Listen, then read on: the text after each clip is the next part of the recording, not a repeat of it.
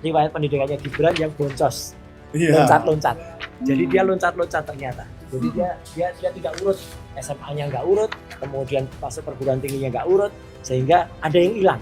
Missing link ini, Bu.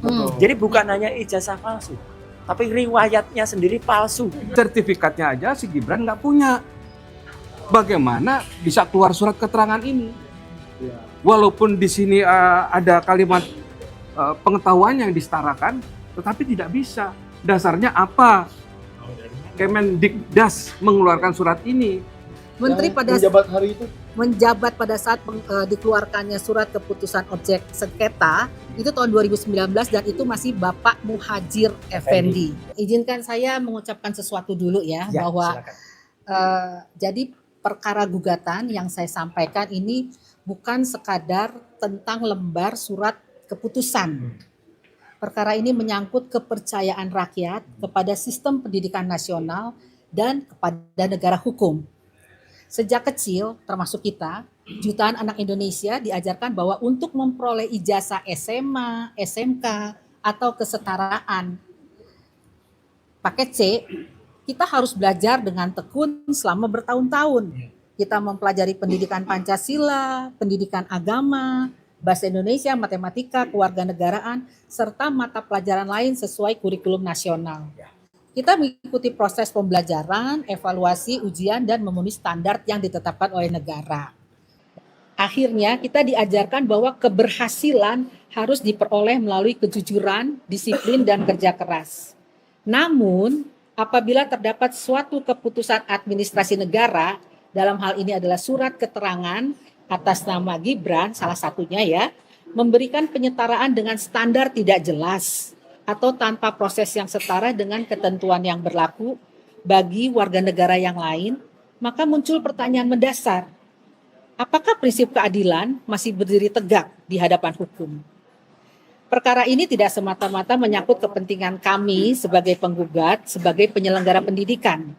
Memang benar, lembaga pendidikan kami mengalami kerugian karena selama bertahun-tahun kami wajib memenuhi seluruh standar pemerintah, menyediakan guru, menyusun kurikulum, mengajar peserta didik, dan mempertanggungjawabkan setiap proses pendidikan.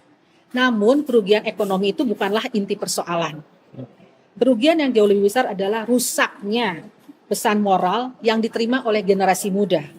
Apabila masyarakat melihat bahwa penyetaraan pendidikan dapat diberikan tanpa proses yang setara dengan ketentuan yang diwajibkan kepada jutaan warga negara lain, maka kepercayaan terhadap sistem pendidikan nasional Indonesia dapat terkikis. Anak-anak dapat bertanya, mengapa kami harus belajar bertahun-tahun apabila kemungkinan memperoleh hasil yang sama melalui proses yang berbeda? Pertanyaan seperti itu tidak boleh dibiarkan menggantung tanpa jawaban yang sah menurut hukum.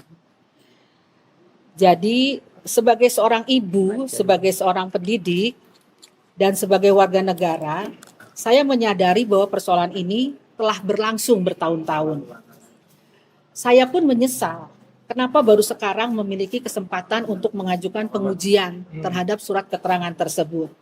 Namun, selama masih ada mekanisme hukum yang tersedia, masih ada harapan untuk memperbaiki apa yang diduga menyimpang dari prinsip keadilan.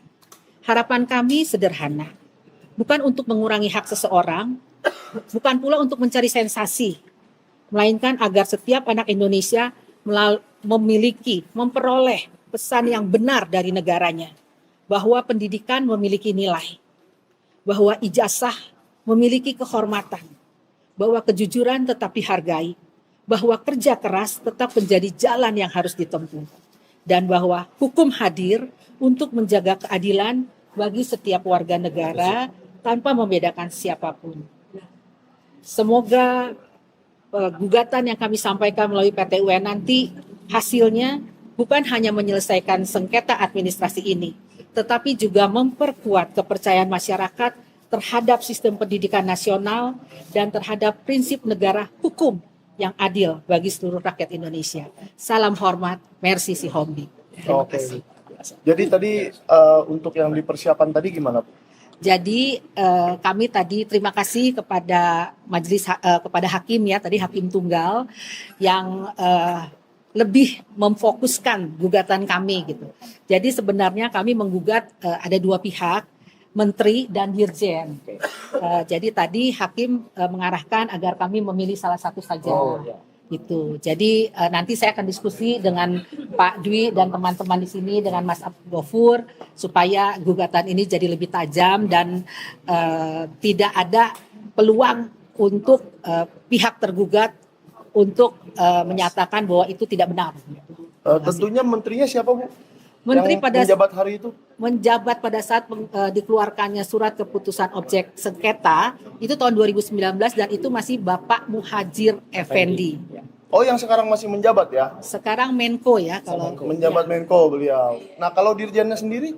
Dirjennya waktu itu Bapak Hamid Muhammad dan sudah pensiun, tetapi saya googling Pak Hamid, saya pernah ketemu Pak Hamid gitu ya, kayaknya masih sangat aktif ya sebagai Widya Iswara ya. Ya.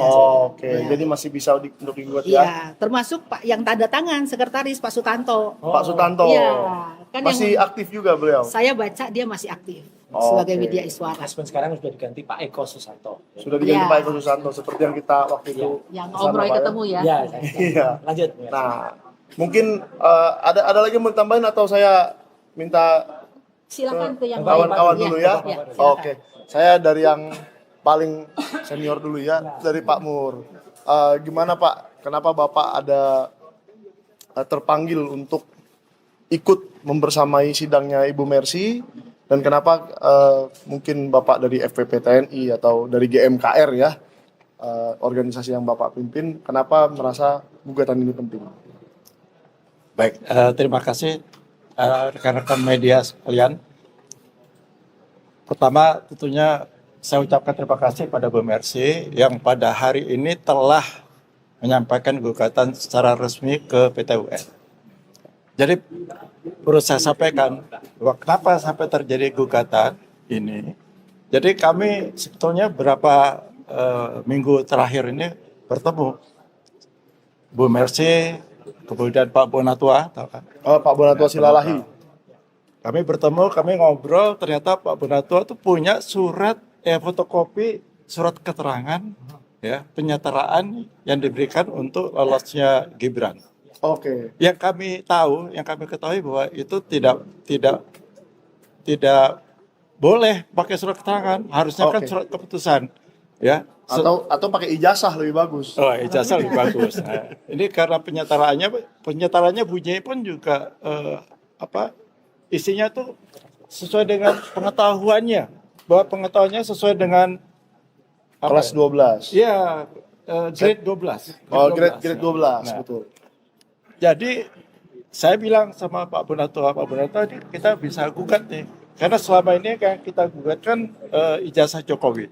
Ya. Jangan lupa loh Gibran, saya bilang. Ternyata Pak Bonatua punya modal fotokopi resmi ya, yang diterima dari Dikdasmen. Bukan, Dari Iya. KIP dulu. KIP dulu. Ya, itu saat Pak Bonatua menggugat Kementerian Dikdasmen Iya. ke Komisi Informasi Pusat. Ya, tepatnya. dapatlah itu kan. Nah, saya bilang sama Pak Bonatua ini perlu kita gugat. Sampaikanlah, ada teman saya nih, Bu Mercy, sedang buat buku, ini bukunya ini. Oh iya, boleh. Gibran. Tunjukkan.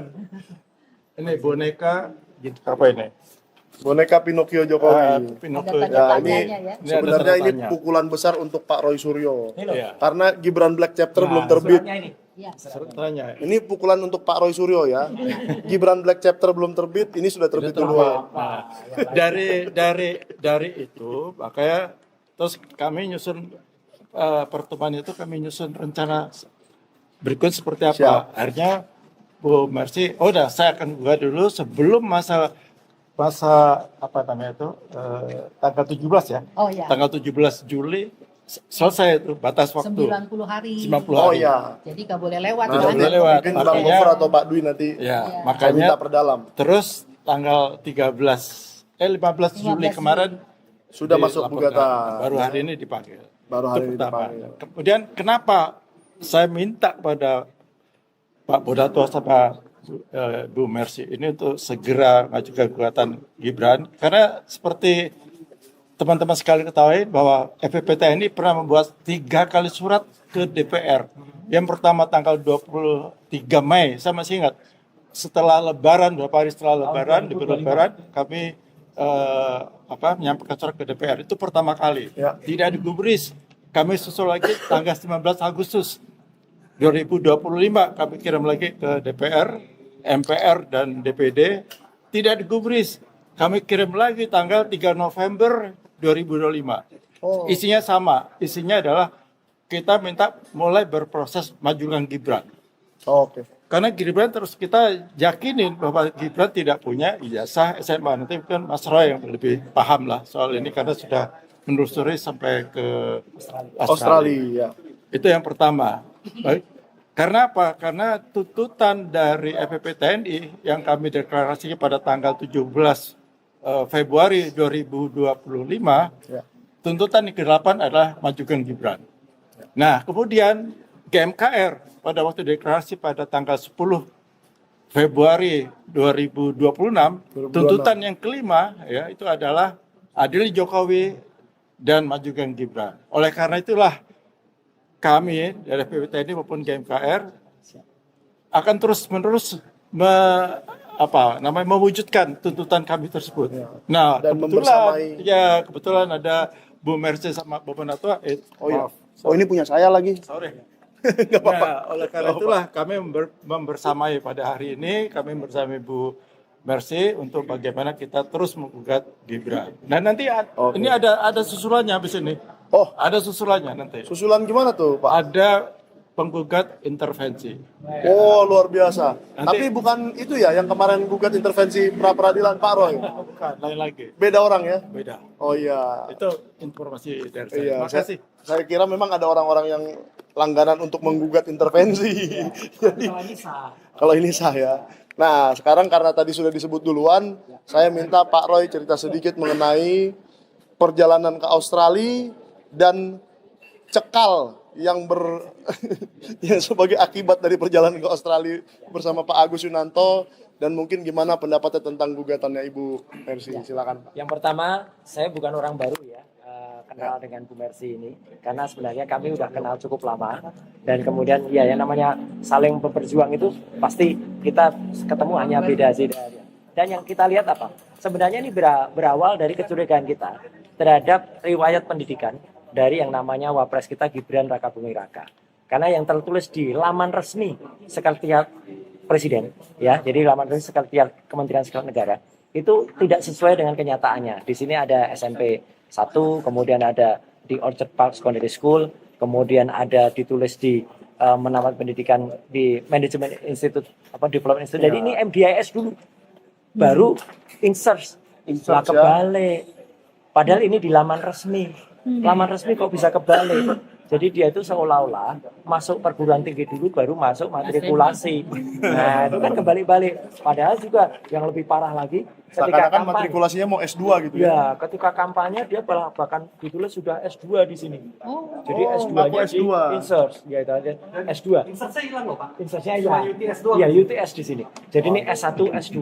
Nah, makanya Padahal ini antara ya Pak ya. antara ini situs resmi negara. Situs resmi. Ya. Nah, Bu Mercy itu kemudian melakukan hal yang cukup krusial atau prinsipal, karena seperti juga yang Pak Bonatua juga lakukan juga, waktu mempertanyakan juga Bu Mercy ini bertanya ke Pengadilan Tinggi Tata Usaha Negara khusus soal surat keterangan ini.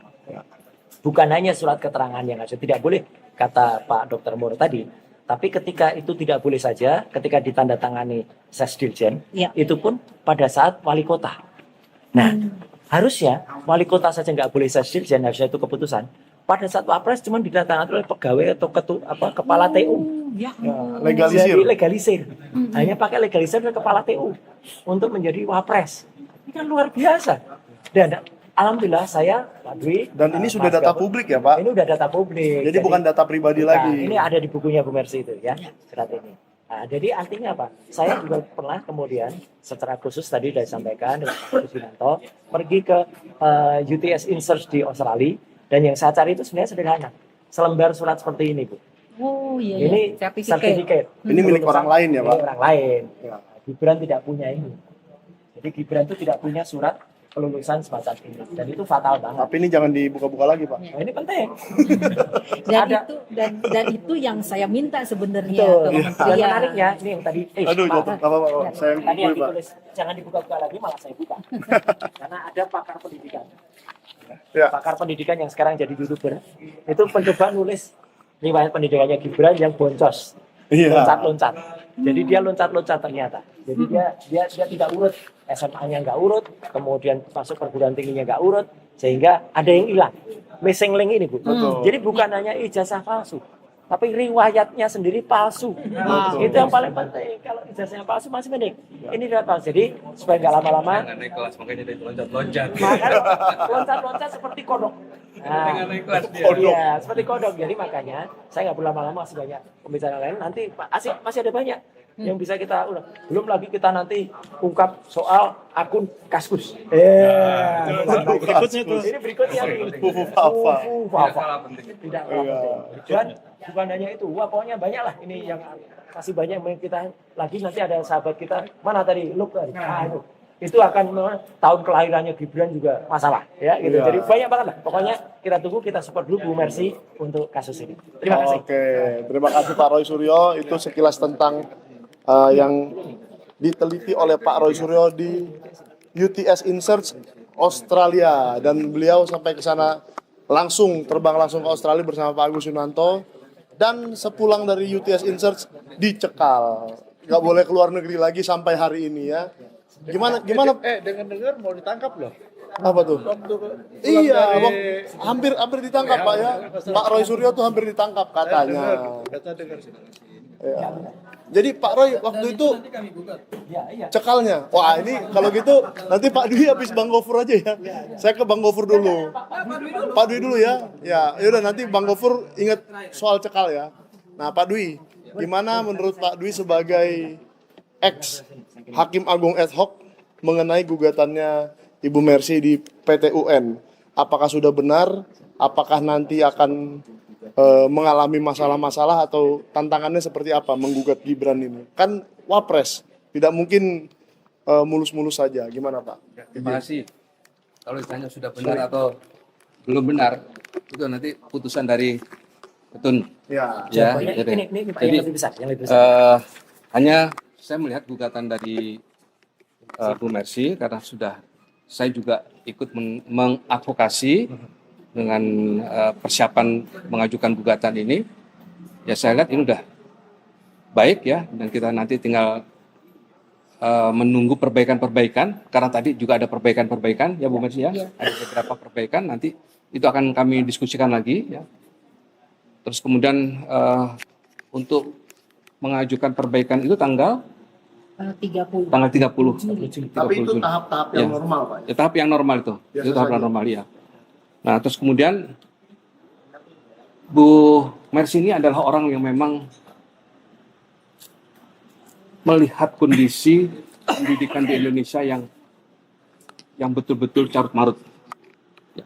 Apalagi dengan peristiwa Gibran menerima surat keterangan yang disetarakan. Ya. Ya kan? Sementara beliau seorang pendidik dan seorang yang menaungi lembaga pendidikan, ya, dan lembaga pendidikan yang beliau naungin ini bukan kaleng-kaleng gitu ya.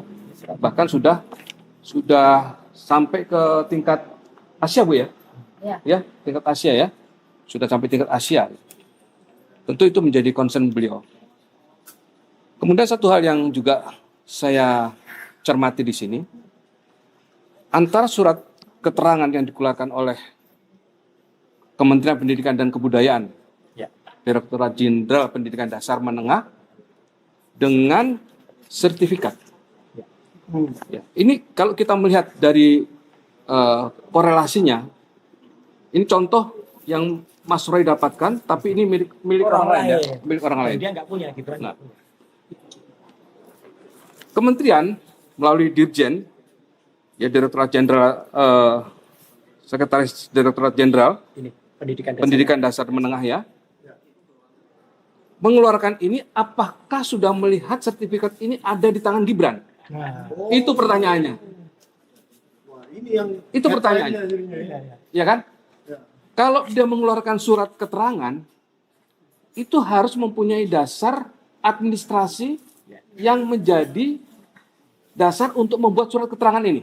Ya. Apa itu? Ini. Sertifikat. Ya.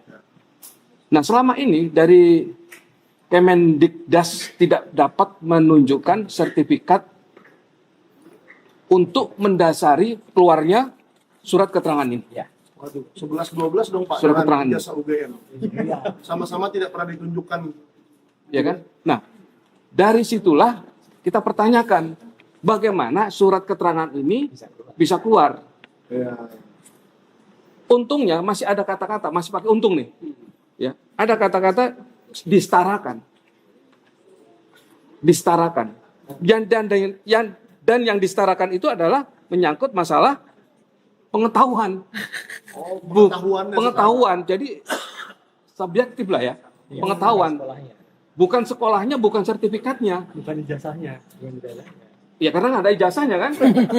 Kita bicara, jangankan ijazah, sertifikat aja dia nggak punya. Iya. Gitu loh. Ya, sertifikat ini kan bukan tidak sama dengan ijazah. Sama, betul. Jadi kalau sertifikat aja nggak punya, jangan ditanyakan soal ijazah. Ya. Nah, kemudian surat Karena sertifikat ini izin Pak, sertifikat ini ada tulisannya grade-nya C ya. Jadi kan di ijazah harusnya tidak ada nilai. Ini kursus bahasa Inggris ya. Ijazah pada umumnya. ini kalau sertifikat itu kan hanya kursus memang. Iya, betul. Bukan dikeluarkan untuk pendidikan formal. Oke, Kalau pendidikan formal kan ijazah. betul. Nah, pertanyaan saya tadi, sertifikatnya aja si Gibran nggak punya.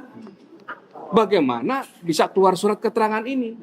Ya. Walaupun di sini ada kalimat pengetahuan yang disetarakan, tetapi tidak bisa. Dasarnya apa? Kemendikdas mengeluarkan surat ini. Betul. Ada tes apa yang dilakukan kepada Gibran? Tes IQ misalnya. Ya kan? Psikotes umpamanya begitu. Ya. Bagaimana bisa mengeluarkan surat ini tanpa ada melakukan verifikasi terhadap data administrasi yang lain? Ya. Jadi mudah-mudahan ini menjadi pertimbangan majelis hakim di Petun ini ya. Jadi yang diinginkan dari petitumnya Pak untuk mencabut surat itu. Untuk mencabut surat ini, Surat yang membatalkan keterangan surat ini. Itu, membatalkan. Iya, dan mencabut. Membatalkan dan mencabut surat ini. Bedanya apa Pak? Membatalkan dan mencabut. Batalkan dulu. Kalau PTUN dibatalkan, Batalkan nanti dulu. kita minta ke yang membuat surat ini untuk mencabut. Karena kan Oke. dia yang membuat Jadi surat. yang mencabut bukan PT UN ya? Jadi batalkan dulu. Kalau di sini gitu putusannya, batalkan dulu. Baru nanti pencabutan tahap kedua. Ya. Begitu. Itu dari saya. Tak tambahin dikit ini, saya tadi cari, kebetulan Bu Mary sudah Bu Mercy, maaf, Bu Mercy sudah mobil dapat. aja, Pak. Iya, Bu Mercy sudah dapat yang ingin saya sampaikan. Jadi Pak Dwi izin, satu lembar surat ini baru satu syarat dari sebenarnya ada 10 syarat yang ada. 10 syarat termasuk foto, paspor, kemudian surat keterangan dari Kedutaan Besar Republik Indonesia bahwa dia pernah sekolah di sana atau tidak, tinggal di sana kapan.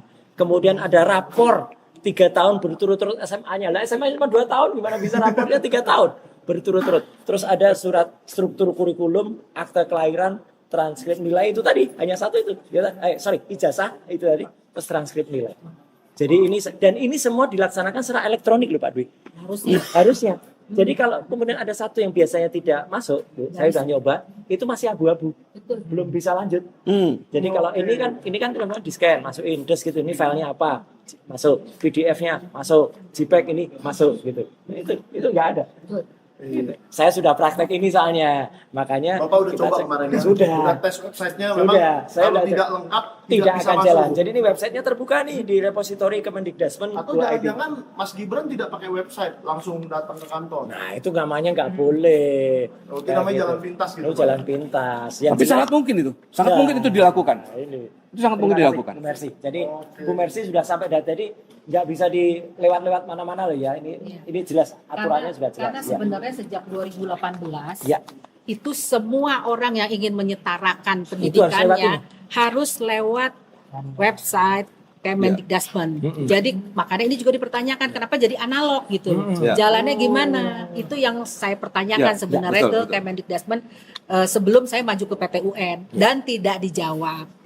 Itu. Oke, jadi Jadi dokumen upload datanya manual. Nah, ini itu yang Karena ada apa enggak yang aturannya? ini tidak tidak bisa. bisa Tidak dipenuhin. Minimal yang saya lihat, ya Iya. minimal yang saya tahu berdasarkan hasil dari KIP itu adalah tidak menyertakan referensi dari KBRI. Nah, Itu kosong, Pak. Kalau yang lain dicentang-centang, saya nggak tahu apakah itu sah atau tidak. Makanya enggak saya ada rapotnya, enggak ada rapotnya. Waktu itu kita sudah datang Bu Mercy, Iya. dan hanya ada 2 tahun rapotnya itu. Nah. Ya, kelas 10 dan kelas 11. Data pelengkapan yang Bu Mercy tadi sampaikan, selain data yang dari KBRI itu, Iya. yang kemarin saya cek ya di Iya, centang-centang iya, itu iya, memang iya. ada beberapa yang tidak terpenuhi. Iya. Jadi udah pasti nggak bisa Udah kalau pasti secara nggak elektronik. lulus. Yang dicentang aja belum tentu benar. Betul. Jadi centang aja belum tentu benar. Kita belum tahu. Dicetak benar. Padahal Bu Mercy, ya.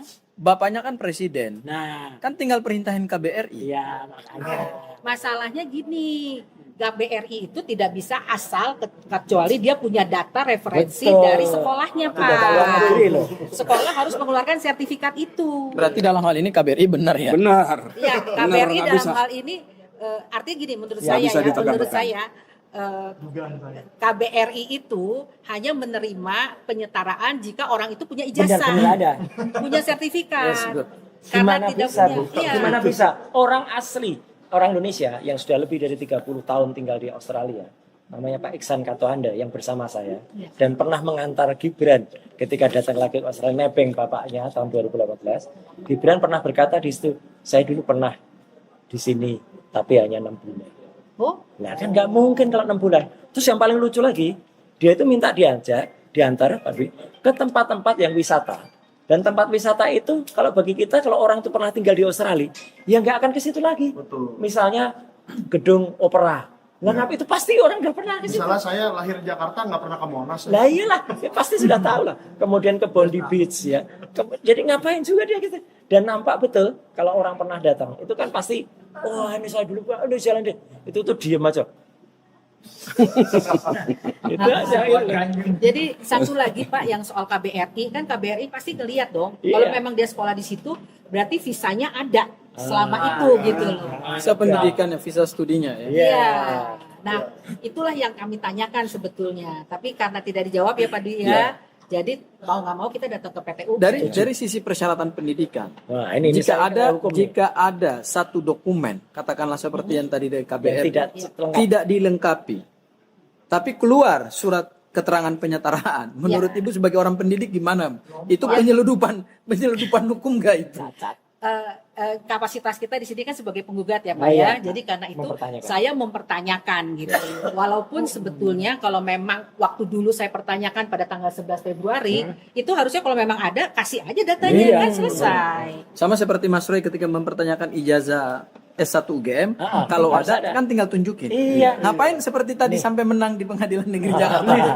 Malu. Ya, karena itu makanya kita berharap semua aparat penegak hukum ya. Jadi bukan hanya kita, tapi juga Pak Hakim, jaksa dan semuanya gitu. Kita nih berjuang untuk Indonesia loh, pendidikan Indonesia, Ya. bukan untuk perorangan gitu. Dan paling penting kalau gugatan Bu Mercy ini disetujui, Kabul kan? maka bapak-bapak dari forum FPPTN ini langsung bisa menggunakan sebagai alas Iya, betul. untuk memakzulkan. Dan Bahkan ada satu betul. informasi lagi dari Pak Bonatua. Ya. Pak Bonatua ketemu dengan teman-temannya Gibran yang mestinya pada waktu itu kursus. Ya, Ada 4 orang warga negara kita Indonesia. yang sekarang kerja di sana sebagai perawat. Nah ini sedang kami coba hubungi. ya. Ada rekamannya kok, Pak? Ya. Saya punya video. Videonya. Nah itu maksudnya apa? biar masyarakat tahu juga. Ya, maksudnya adalah supaya itu yang bersangkutan tuh satu kelas sama Gibran. Iya. Ada apa namanya daftar namanya, tapi tidak pernah Ada nama Gibran. tidak pernah hadir. Oh, jadi di daftar nama Satu- ada Gibran, tapi Iya, nggak pernah nggak hadir. pernah hadir. Dia saksi. Jadi 6 bulan yang tadi kasih tahu Mas Roy itu belum tentu hadir juga. Oh iya. Wah, Nah ini kami sedang cari nih perawat. kalau setahu saya di kampus itu minimal 2/3. Kurang dari 2/3 DO. Nah itu nanti kita harus tanyakan UTS Insearch ya. Nah sekarang sebelum Bang Luk saya tanyakan, kan di sini ada akte kelahiran nih, dan Bang Luk tahu Gibran itu lahirnya di Aceh apa di Solo apa di Jakarta apa di mana? Tapi itu apa di Insearch lahirnya? Tapi belakangan. Juga dong, sorry, tambah juga tanya. Gibran ini lahirnya normal atau dilepeh? Waduh. Ya itu nanti biar Bang Luk yang jelaskan. Tapi sekarang saya mau tanya Bang Gofur Sangaji pendapatnya dan kira-kira langkah hukum ini sudah tepat apa belum? Ya, Silakan, Bang. terima kasih Bang Michael. Izin Pak Dwi. Jadi kita ini hari ini ada di dua pengadilan. Iya, alhamdulillah. Dan pengadilan itu ingat adalah tempat masyarakat mencari kebenaran dan keadilan. Dan hari ini juga bertepatan dengan gugatan terhadap ijazah atau surat keterangan ya, surat keterangan kelulusan Gibran, wakil presiden berkuasa hari ini. Ternyata hari ini juga bersamaan dengan ini sudah keluar putusan Pengadilan Negeri Jakarta Timur yang mengabulkan nota perlawanan atau nota eksepsi dari salah satu pejuang bersama Mas Roy yaitu Butiva dalam pokok perkara ijazah mantan presiden. Jadi ini Bapak sebagai presiden dengan anak sebagai presiden, wakil presiden hari ini berkuasa, dua-duanya dipersoalkan di pengadilan. Dan dan dua-duanya adanya di Jakarta Timur. Ya, dan dua-duanya adanya di Jakarta Timur. Alhamdulillahnya adalah Butiva memenangkan perkara ini. Artinya Pak Jokowi tidak bisa membuktikan ijazahnya asli. Karena dia yang melaporkan. Sehingga dia kehilangan hak hukum. Karena surat dakwaannya digugurkan oleh majelis hakim. Sehingga semua dalil-dalil yang selama ini dibangun oleh Pak Jokowi, oleh tim kuasa hukumnya, oleh para relawannya, itu ternyata mereka tidak bisa lagi membuktikan dalil tersebut. Kalau mereka tidak bisa membuktikan dalil tersebut, berarti berlaku dalil sebelumnya yang dibangun oleh Mas Roy dan Butiva bahwa ijazah Pak Jokowi 99,9% palsu. Karena mereka tidak bisa membuktikan sebaliknya. Ya, itu hal yang pertama. Hal yang kedua terkait dengan ijazah wakil presiden berkuasa. Surat keterangannya, surat keterangan maaf. Ijazahnya masih dipertanyakan ya. Oke. Langkah yang dilakukan Bu Mercy ini sesuatu yang kita apresiasi. Saya sebagai kuasa PH-nya Mas Roy, sahabatnya Mas Roy, kemudian sahabatnya Pak Dwi, juniornya juga, tempat saya belajar dari Pak Dwi juga ya, karena pengalamannya, dokter juga. Intinya adalah apa yang dilakukan oleh Bu Mercy ini satu langkah hukum yang tepat. Yaitu melalui apa? Melalui Pengadilan Tata Usaha Negara. Karena yang dipersoalkan ini adalah selembar kertas. Dan kertas itu dikeluarkan oleh pejabat berwenang. Maka masuk objek sengketa tata usaha negaranya atau kita sebut dengan KATUN. Keputusan Tata Usaha Negara. Kalau dalam KATUN itu sifatnya dalam Undang-Undang Tata Usaha Negara atau Peradilan Tata Usaha Negara itu disebut besiking ya, izin ya Pak Dwi ya. Ya Pak Dwi lebih paham lah dari saya lah. Besiking artinya penetapan. Sifatnya adalah individual, sifatnya hanya untuk seseorang dan sekali pakai. Ya, artinya hanya berlaku untuk seseorang dan sekali pakai. Dan apa yang dimohonkan ini mudah-mudahan bisa membuktikan apakah cara mengeluarkan KATUN ini, keputusan tata usaha negara, sesuai enggak dengan undang-undang tentang peradilan tata usaha negara. Yaitu apa? Harus mengikuti asas-asas umum pemerintahan yang baik. Yaitu mengenai apa? Mengenai persyaratan.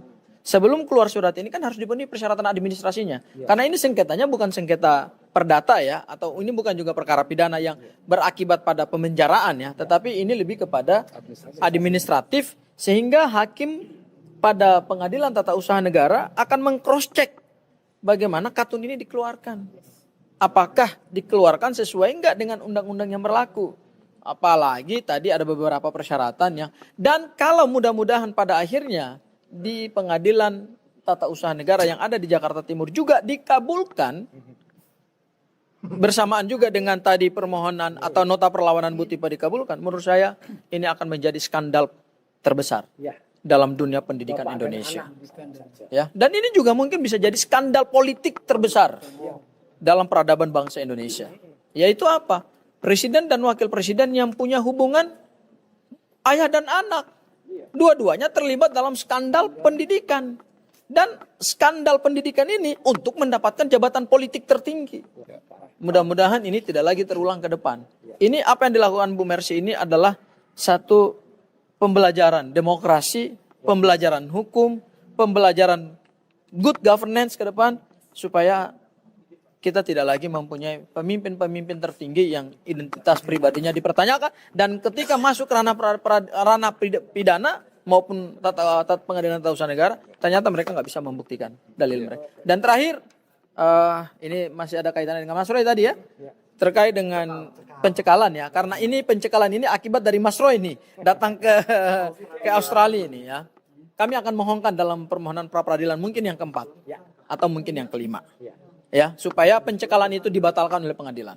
Dan semua yang kita lakukan ini adalah kita menggunakan rules. Perlawanannya adalah perlawanan hukum. Dan itu dibenarkan oleh undang-undang. Bang Gofur, Ya. ini sedikit tentang cekal dan yang tadi mau dimohonkan. Kalau cekalnya dimohonkan, wajib lapornya juga diminta ditangguhkan nggak? Kalau sekarang kan wajib laporannya kan ke kejaksaan. Betul. Karena belum dilimpah ke pengadilan, nanti begitu limpah ke pengadilan kami langsung minta. Supaya tidak lagi wajib lapor. Dan kedua, apakah kalau ini dikabulkan, yang Rustam Effendi, Kurnia Triroyani dan Rizal Fadilah otomatis bisa dikabulkan? Ya, seharusnya seperti itu ya. Karena Pak Jokowi tidak bisa mendalilkan bahwa ijazahnya asli. Tidak bisa mendalilkan ijazahnya asli berdasarkan fakta-fakta yang digali oleh penyidik. Oke, berarti pra peradilan ini mungkin bagus juga ditempuh oleh ketiga. Bahkan menurut saya lebih baik ditempuh jalur pra peradilan. Supaya apa? Supaya persoalan ini clear. Karena begitu kita menang dalam pra peradilan dan menang di Pengadilan Negeri Jakarta Timur, dalil Pak Jokowi, klaim Pak Jokowi bahwa ijazahnya asli itu tidak terbukti. Dan terbukti sebaliknya. Terbukti sebaliknya ya, sesuai dengan hasil penelitian Butiva, bahwa foto itu bukan foto Pak Jokowi. Ijazahnya bukan ijazah asli yang dikeluarkan oleh UGM. Itu yang kemudian hari ini klaimnya masih terbukti. Karena tidak dibuktikan sebaliknya oleh pengadilan. Lalu terakhir nih Bang Gofur, pertanyaan tersulit. Wah, saya mau kasih pertanyaan tersulit buat Bang Gofur. Kalau ini dibatalkan, ada nggak kesalahan KPU di situ? Oh ya jelas. Menerima sesuatu Oh ya yang jelas. Sebenarnya tidak sesuai secara administratif. Iya jelas, karena ini kan kalau menjadi skandal politik. Skandal politik itu kan tidak hanya melibatkan satu pihak. Namanya aja skandal. Skandal politik itu dari mulai kementerian, partai politik yang mengusung juga, kemudian juga pihak KPU sebagai penyelenggara pemilu, kenapa tidak melaksanakan undang-undang pemilu dengan tepat, ya kan? Harusnya meng-cross check juga ke mana? Ke pihak yang mengeluarkan, sama seperti jasa Pak Jokowi ketika digunakan untuk mendapatkan jabatan presiden. Berdasarkan pembuktian kami dalam sidang KIP, ternyata saya yang memeriksa saksi dari KPU. Pernahkah saudara melakukan autentikasi enggak terhadap? Enggak pernah. Nggak pernah ya. Jadi Pernah enggak saudara melihat ijazah Pak Jokowi yang analog? Enggak pernah. Dan pertanyaan juga kepada Andri, pernah enggak Andri menerima fotokopi ijazah dari KPU untuk diarsipkan sebagai bagian dari memori sejarah bangsa atau arsip yang bernilai? Itu kan ada nilai sejarahnya kan? Ternyata tidak pernah mereka terima juga dari KPU. Karena begitu kalau mereka menerima yang dari KPU fotokopi yang dilegalisir, berarti mereka harus melihat ijazah analognya. Karena di situ berdasarkan undang-undang kearsipan harus dilakukan autentikasi secara head to head, harus dicek. Ini masalahnya akan tercatat dalam lembaran sejarah bangsa. Jadi yang punya itu harus bawa aslinya ke Andri. Ini Pak ijazah saya, silakan ini fotokopinya dicocokkan. Itu yang tidak dilakukan oleh Andri. Satu Mas Mike ya, dan juga untuk semua dan yang masih kemarin mempertanyakan juga, wah nanti eksepsi dokter dia diterima, terus berarti ini kemenangan pihak Solo. Kita diam aja. Enggak, kita tetap terus berjuang. Ya banyak ya, misalnya apa? Nah ini berbagai, ini harus diteliti. Wapres ini banyak sekali soal Fafa dan sebagainya itu. Bapaknya nebang, mantunya nambang, anaknya nebeng ya, saudaranya nebeng. Dan nebeng. Dan kita ikut, saya tadi juga sampaikan ketika di depan Pengadilan Negeri Jakarta Timur ya gitu. Ini memang sudah harus diperiksa yang namanya struktur otak ini. Nah, ini ketutup ini. membedah otaknya dia ya. Nah gitu, membedah otak. Ini ada nih yang lagi digugat Bu Mercy, ini ada di sini nih. Nih namanya ada nih. Nih mantunya juga ada. Ini harus kita bongkar semua. Dokter Tifa dengan neuropolitika. Didukung juga nih ada gambarnya Mas Rocky Gerung juga nih, ada di sini nih. Nah gitu. Mas Roy nggak ada gambarnya Mas Roy? Saya di balik ini. Oh. Nah, saya yang pakai. Itu ya, jadi jangan ragukan komitmen kami bersama dengan para purnawirawan TNI dan juga Pak Dwi dan juga teman termasuk juga Bu Mercy dan pengacara yang luar biasa, dan para YouTuber yang luar biasa ini ya. Ini top itu. Bukan hanya mereka tuh bukan hanya katanya si omong-omong tuh hanya konten kreator gitu. Enggak, 50.000 katanya. Wah, parah banget. Enggak ya, kita tetap berjuang untuk rakyat. Itu Mike. Oke, Ya. nah sekarang terakhir, Ya. biar setelah ini Ibu Mercy tolong tutup ya. Ya. Nah sekarang Bang Luk nih. Nah, ini. Bang Luk, tadi kan ada salah satu dari syarat administrasi untuk mengeluarkan surat keterangan itu akte kelahiran. Akte kelahiran. Menurut analisa Bang Luk, mungkin nggak akte kelahiran itu sudah ada dipakai di UTS Insert? Silakan. Ya, kalau Katanya soal kan Gibran lahir di mana? ya lahirnya katanya di Solo. Katanya, cuman pertanyaannya tahun berapa? Lahir normal kan? Kenapa? Lahir normal. Nggak tahu juga.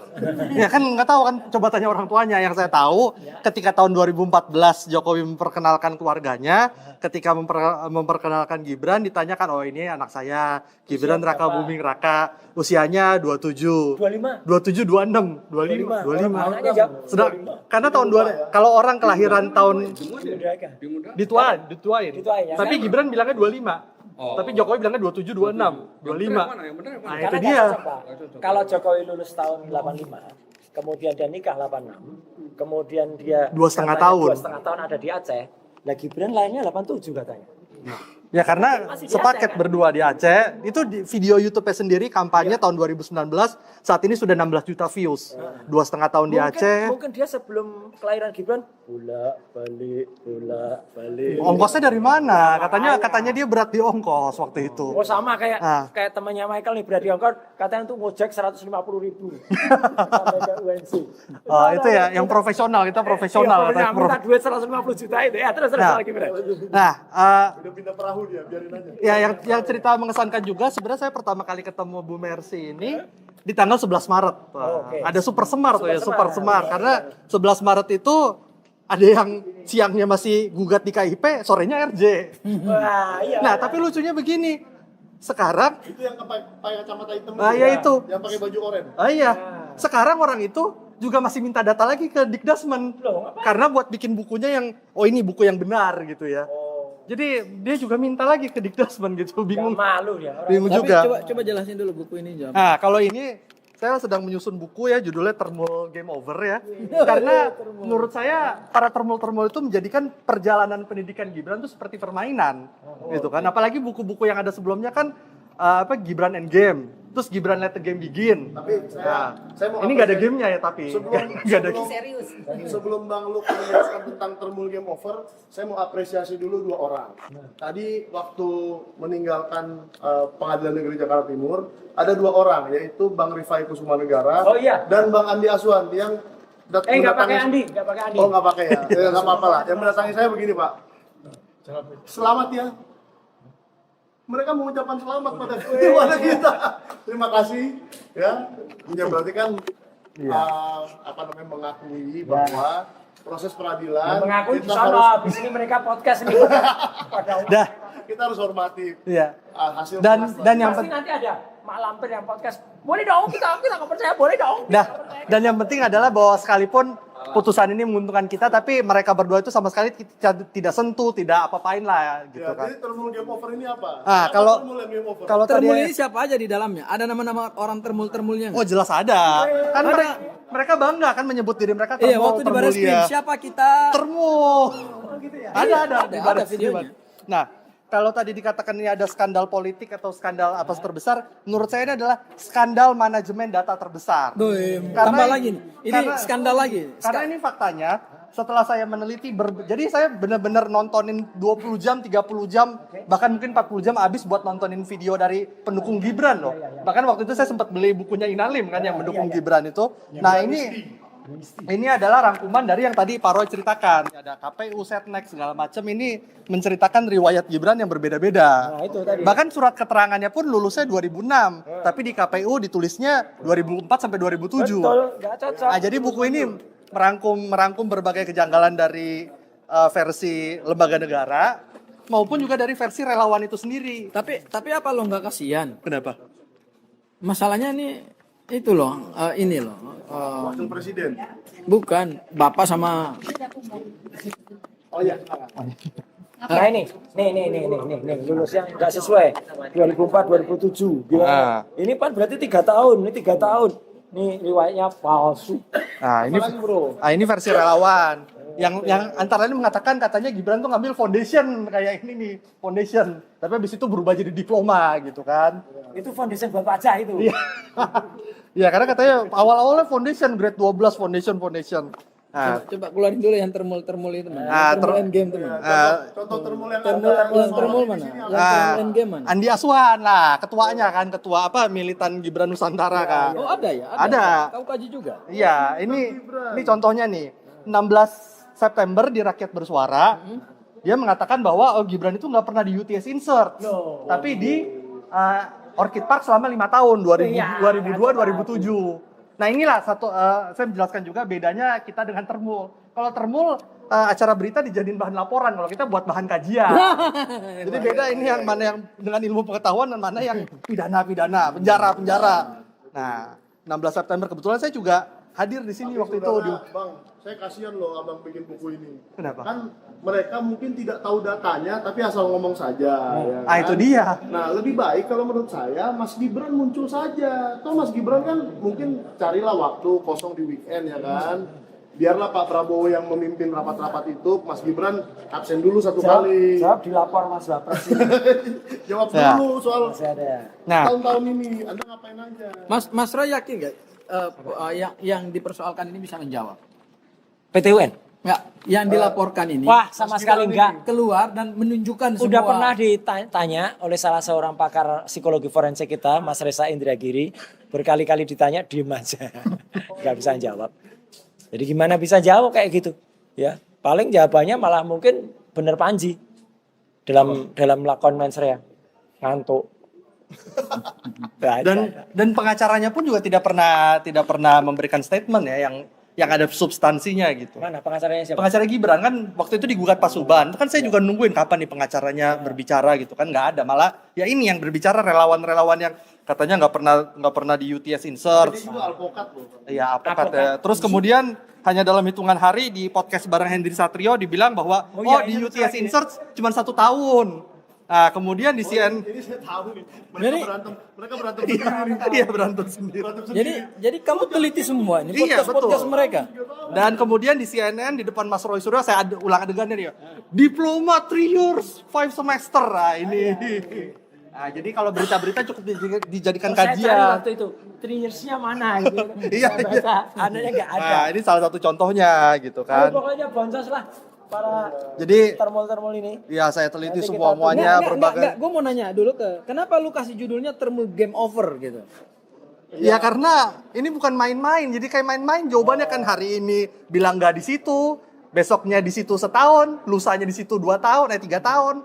Jadi kayak main-main gitu loh. Gak konsisten ya? Iya, Dan ini malah merusak citranya Mas Gibran sendiri ya. betul. Bahwa relawannya sendiri saja nggak tahu dia sekolah apa enggak. Ya iya. Iya. Gitu kan. Bahkan kalau ini kan baru sampelnya 2 bab. Yang pertama ini ringkasan varian-varian ini ya. Oke. Kalau yang satu lagi tentang Orchid Park Secondary School. Nah, itu Nah, itu aja yang dari yang sesama alumni MDAS Dian Hunafa bilangnya Gibran itu mengambil secondary school normal. Dian Hunafa ya kan. Jadi saya nonton nih nggak cuman ininya ya. Tapi Nalim bilangnya secondary school express.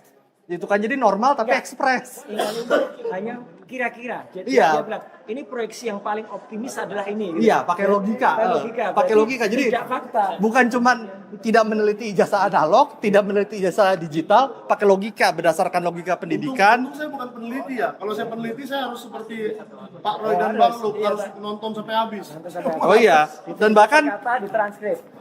izin, di sini saya juga jadikan Michael dan Mas Roy ini jadi termul. Waduh. Kenapa? Karena Mas Roy dan Bang Michael ini pernah menjanjikan data dari Kemendikbudrismen. Iya. Karena Kemendikbudrismen tidak mau ngomong. Tidak mau keluar. Jadi akhirnya ya terpaksa saya kutip mereka gitu kan. Jadi mudah-mudahan saya ikuti sidang Bu Mercy nanti baik live maupun on live, berharap dapat data dari Kita ikuti Dikdasmennya. nanti sidang